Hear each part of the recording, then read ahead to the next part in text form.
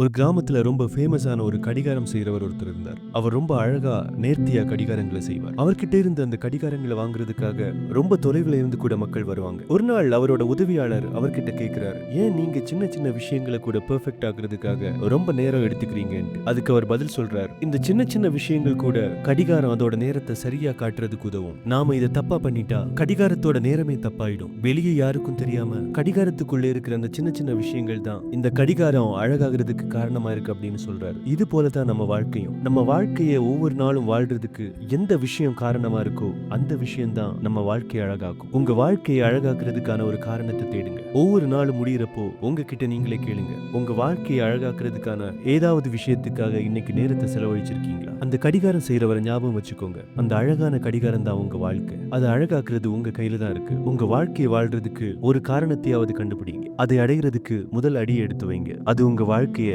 நிச்சயம் அழகாக்கும். Good night by யாரோ.